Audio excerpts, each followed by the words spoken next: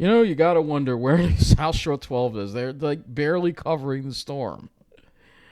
I mean, there's nothing on their front page about the damage that the storm caused. And it caused a lot of damage, which is really ridiculous. So we kind of have to go look for anything on their page about the storm damage here. They kind of buried it already.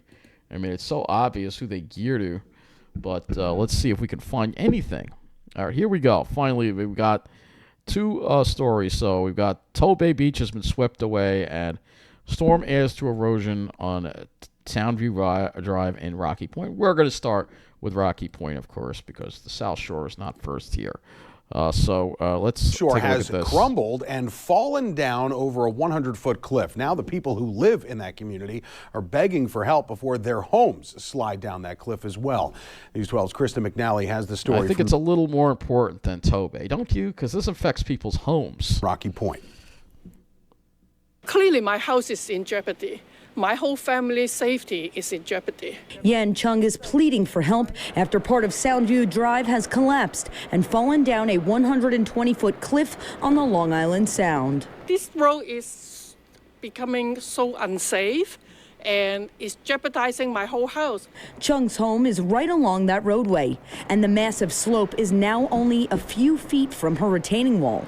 And this is very bad. So these people could lose their homes. This is very serious. People who live here tell me 80% of the road has fallen down the cliff since January. The road is deteriorating quickly.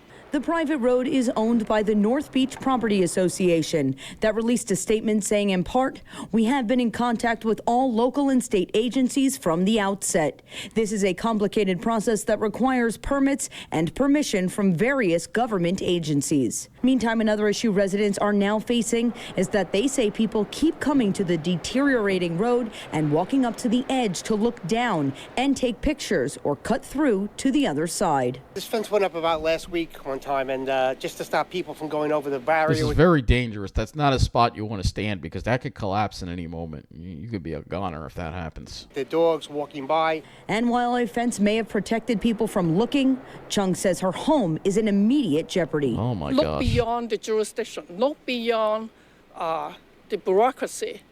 Someone's life is at stake right now. Somebody needs to do something to help us. In Rocky Point, Krista McNally, News 12 Long Island. That is terrifying. That is terrifying right there. And, you know, where are the elected officials? Where are they? They care more about the South Shore than they care about people who are going to lose their homes because of this. This is, you think you're up high. You don't think you have to worry. But no, because it's actually eroding away the cliffs. This is what's going on in we've seen this in California. And now it's come here. Meanwhile, yeah, let's return to Tobay. If it's the same story, I'm not going to play it again. Communities across the island. Caroline Flynn continues our team coverage from Tobay Beach, an area that knows all too well the effects of weather like this, Caroline. New story. Yeah. It certainly does. 2 minutes and 41 seconds. So this gets 1 minute more than what's going on in Rocky Point, and nothing. I mean, it just goes to show you, because it's a diverse area. That's why. It's lily white on the South Shore, so of course, that's what's going to matter. We are joined by the town of Oyster Long Island is such a freaking racist place, and it's getting more racist by the month. Joseph Saladino, and Mr. Saladino, when we got here, we spoke with some of the members of your office, and they described what we're just about to show our viewers, that this is worse than Hurricane Sandy, what we're seeing here today. Yeah. It's a very sad day in the town of Oyster Bay. Our beloved Tobay Beach has been swept away. That's a good soundbite right there. I'm gonna have to save that. I mean, really, it really shows. You wouldn't care if Roosevelt Park, which is a town of Oyster Bay Park, in Oyster Bay, falling apart. You wouldn't care if that was destroyed. But no, it's Tobay. It's our beloved beach. We like to hang out and live it up here. I mean, really. Well, it's too bad. And then they're crying for money. I mean, I made one video about it. I make another video because I think it's ridiculous. He wants money. He wants money to fix this. New York State is next. Ocean Parkway will be the next victim because there's no dunes to protect it. And once the barrier beach has a failure, then you'll see billions of dollars of damage on the mainland of the South Shore of Long Island. Which is all you care about. Which is why you're getting called out twice. What's got to happen? We have to get emergency and immediate help from New York State and the federal government. We really need them to step in, not waste time with studies and foot dragging. We need them to. I can't stand that guy. I just cannot stand him. It's unbelievable. That's a perfect example of South Shore arrogance right there. All right, he's more upset than the lady who's got to worry about her house falling off a cliff. I mean, this is what goes on. Those are the only two stories about the storm. They didn't even talk about the power outages. But News12 New Jersey is all over these power outages, all right? The power outages have just been forgotten on Long Island. I know we didn't get as many as New Jersey, but there are still 27,000 people who lost power yesterday on Long Island. But I guess that doesn't matter, right? So let's go to a real news. It's amazing the difference. You go to News12 New Jersey, it doesn't even feel like it's the same thing. It's totally different. To close after last night's storm toppled utility poles across the roadway. News12 New Jersey's Naomi Yane is in Leonia, where crews are still cleaning up. Naomi. Dara, they sure are. And Broad Avenue is a major roadway here in Leonia, and now it's been closed for over 24 hours. Take a quick look at the roadway behind me here. You can still see plenty of debris out there. And like I mentioned, it's now been closed for over 24 hours after last night's strong winds took down a tree that in turn took down 7 utility poles. Now, here are some pictures shared with News12 New Jersey of the storm aftermath. You can see several utility poles laid out across the roadway. 2 blocks of Broad Avenue still closed off tonight. Now, those downed poles caused power outages for mostly the residential parts of town. However, the local middle school and several local businesses were all closed today. A number of businesses had to be closed today. Some of the medical offices, we worked with them to keep them open. But, our rec center was closed. The middle school was closed. So it is the center of town. So it did cause a little bit of issues today. Plenty of issues for the folks out here today, and like I showed you before, you can still see a lot of debris out there, a lot of wires out on the roadways. Now, crews from both PSE&G and Verizon are working on restoring service to those affected, and the goal for service restoration is for tomorrow. Now, once PSE&G clears live wires from the scene, Leonia Department of Public Works can clear trees and branches and get the rest of this roadway reopened for like I said, it's like we had a tropical storm. Through here again. But tonight, that's why I said prepare for a tropical storm, because that's exactly what we got. Continuing this evening, News12 New Jersey's Naomi Yane in Monmouth County, where several utility poles came down during the storm, leaving thousands of residents without power. Hey there, Eric. We've got quite the mess out here in Monmouth County tonight. Right now, we're on West Front Street. I'm going to step out of the shot so you can take a look at what we've got going as I walk you through some of the sequence of events out here, right? Like I mentioned, this is West Front Street. JCP&L crews have been here throughout the day. Verizon crews also out here getting this mess that Mother Nature left behind cleaned up, right? Take a look at that tree to the right of the screen. That's where it all started. A tree came down during last night's storm. It took down some power lines. You see those power lines out there as well. Now, that broke one utility pole. Now, crews suspect that a truck or a train, because there are train tracks over here, either a truck or a train then caught the low-hanging wires and pulled them, causing 3 additional poles to break. Take a listen to JCP&L spokesperson Chris Hodig and what he had to say earlier today. I played this in the weather update, too. What came through here last night, a lot of this in that 9 o'clock hour, were extremely high winds. And when we had that soaking rain, that saturated soil, it made it very easy for trees to topple over. Unfortunately, what we're seeing here is pretty indicative of what we're seeing throughout a lot of Monmouth County with the outages that we have. Now, crews are still out here. As you can see, they're out there working to get all of this straightened out. Now, in this area, there is a senior home and some residential homes that are without power until crews are done working. We're seeing a lot of the same in several counties in northern New Jersey on a widespread scale. That's according to JCPNL. They say there are hundreds of damaged locations similar to what we're seeing here tonight. We'll continue to follow some of the cleanup throughout the state as the evening goes on. Right now in Monmouth County, Naomi Yanni, News 12 New Jersey. So they've been all over covering these down power lines here. It's a big mess. It really is. Oops, I didn't mean to click that, but it's a really big mess, this storm. And we'll go to one of the New York City stations now, and we'll take a look and see the damage here. Fatal. We've had somebody die as a result of this. I'll just read the story instead of playing the video. There's an ad here. I guess we could. I don't really want to have to deal with an ad. But a New York woman killed when tree smashes her car, and she happens to be the wife of a New York Yankees executive. So a tree fell onto a car during Wednesday's storm in Westchester County. It happened on Route 128. Between School Street and Leisure Farm Drive in the hamlet of Armonk. Kathy Tuziani, 50, was killed when the tree hit her car, less than a mile from her home. So this is what happened. In Armonk, sadly, with tragic results. CBS 2's Tony Aiello reports. This was the scene on Route 128 Wednesday evening after a tree fell on a vehicle, killing 50-year-old Kathy Tuziani, married with children.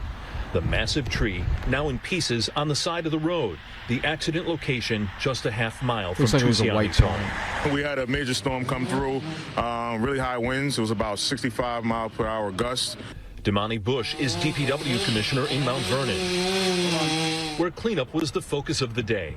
Multiple roads closed after massive trees toppled power lines, cutting electricity to 1,000 customers. The light went out about 11:05 last night. We ain't got no light. There's no heat, no nothing. Wires also came down in New Rochelle, cutting power to the North End Business District. Westchester also this hit tree hard. Closed a road in Pelham.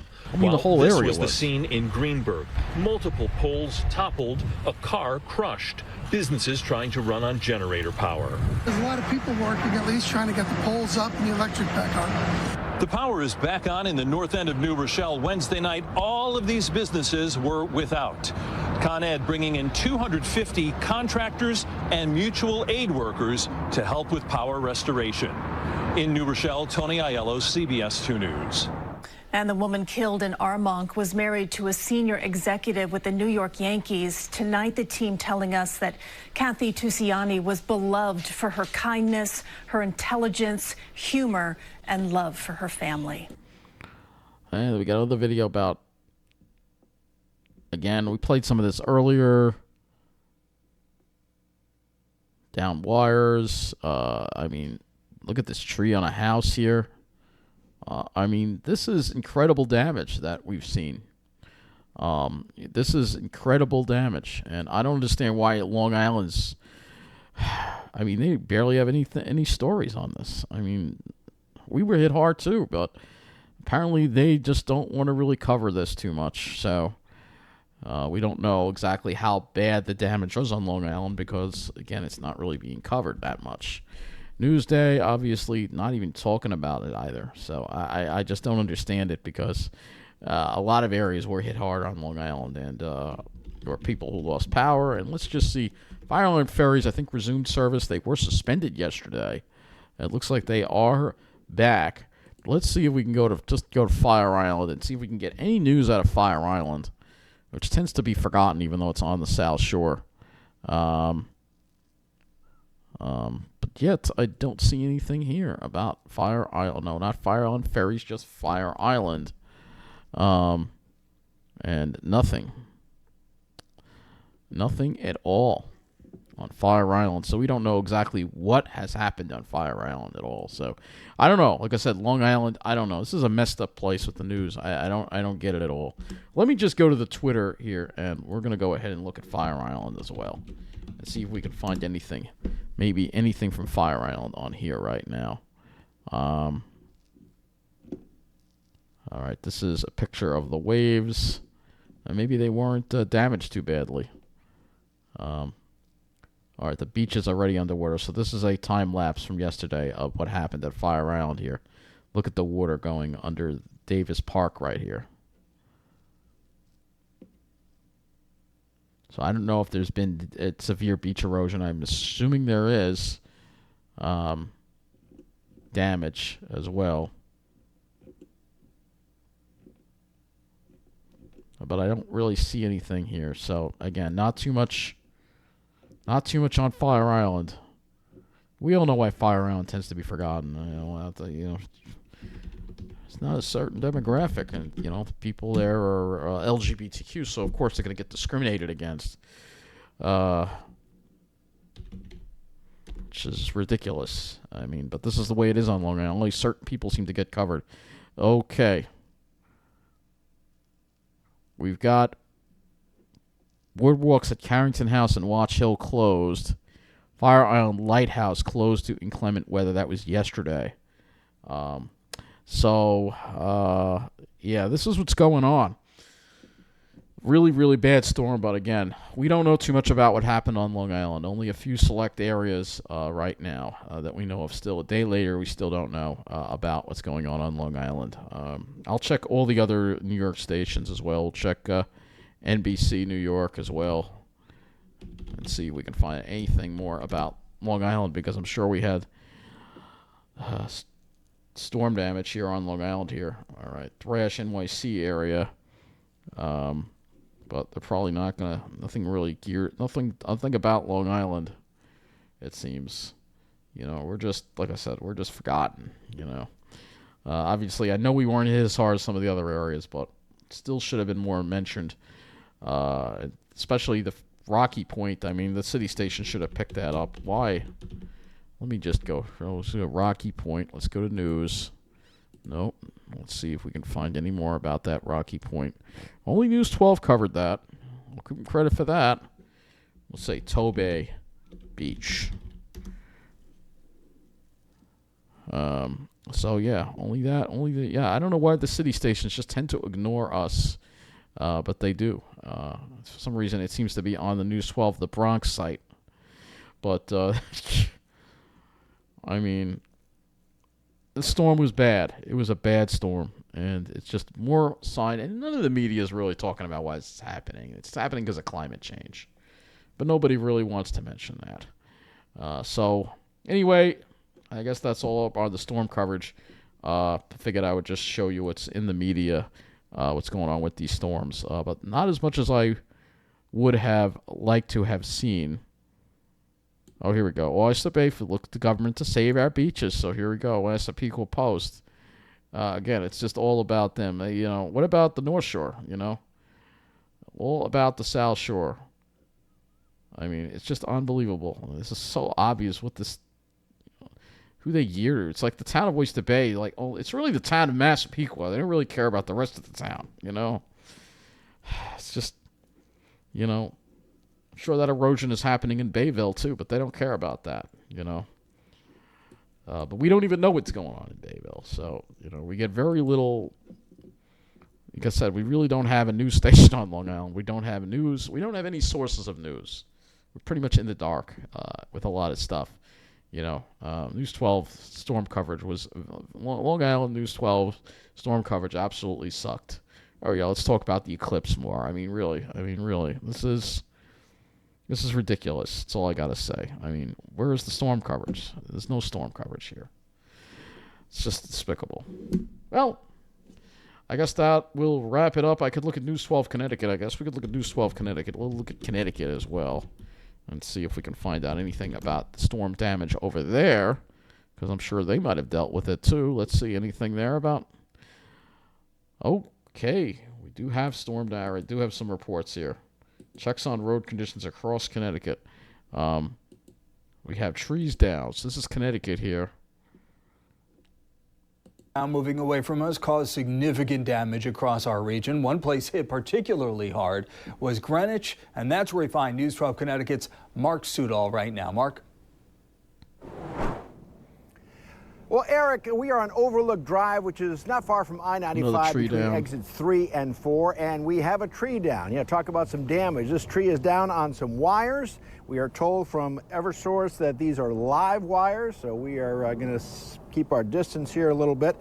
Now, Greenwich police have been good about getting some information out on their Twitter page today. In fact, they tell us that several roads in Greenwich are closed, and among them include some major thoroughfares. 196 Shore Road is flooded at that location, and then 30 Round Hill Road has some trees and wires down there. There are also some partially blocked roadways, which also include 1165 King Street with a tree down there, and that's near Westchester County Airport. And then there's also some roadways with debris along the road and shoulder.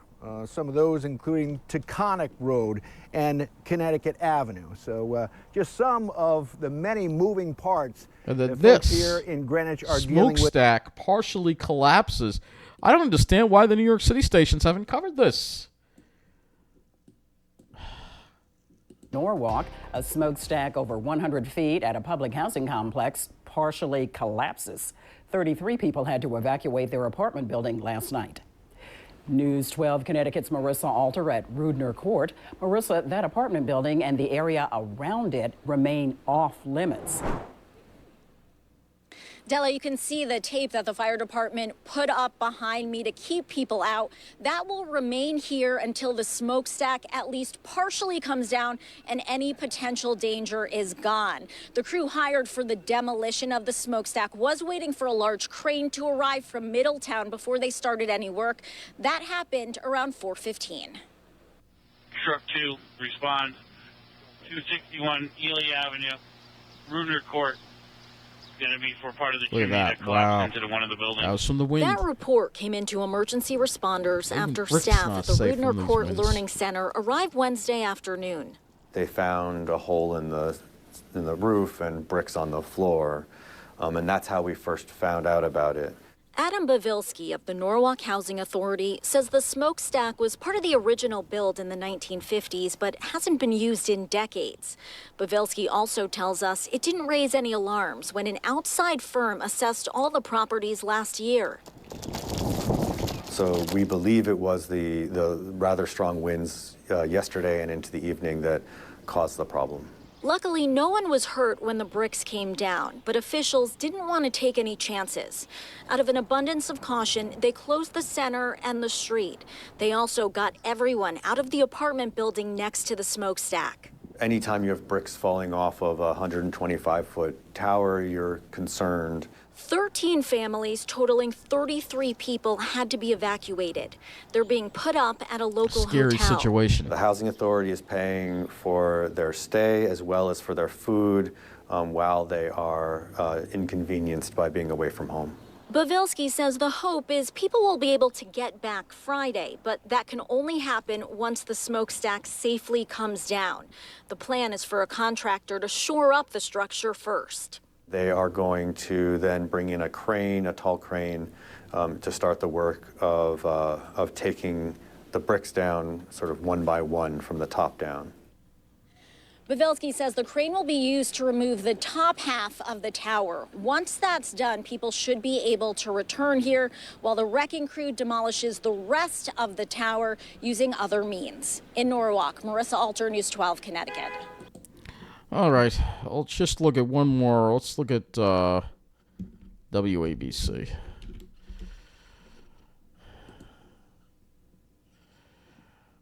Well, let's see what we got. Nothing really about the storm here, and I don't see anything too much about the storm either. All right, we'll just go ahead and look at Maine, which obviously has been hammered by the same storm, obviously nor'easter. Worsened power responding to Maine power outages. There's been a lot of power outages in Maine, as we know. And actually, we can go to Central Maine Power. It'll do to their site. And let's see. Multi-day restoration. Hundreds of thousands without power.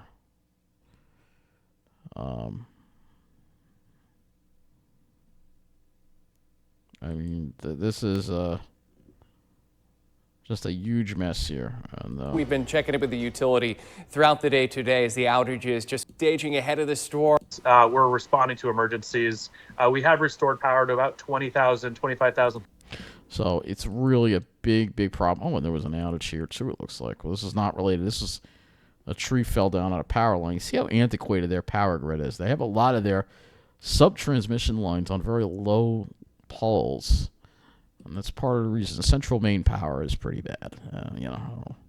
They have a really antiquated power grid. It actually makes anything around here look first class. Go to central main power, and we'll go to their.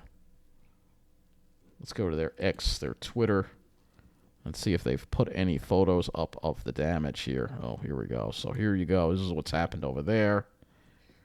What a mess. I mean, what a mess. It's just a huge mess over there. And a lot of people in Maine without power, and it's cold, too, so that means they don't have heat either. So this storm has just caused so much damage. It's just an incredible thing over so many areas. So I'll have some of the stories and the links below.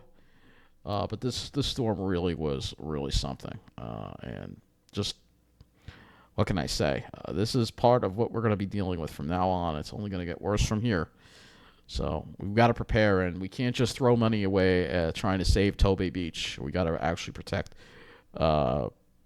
more critical parts of Long Island and our areas.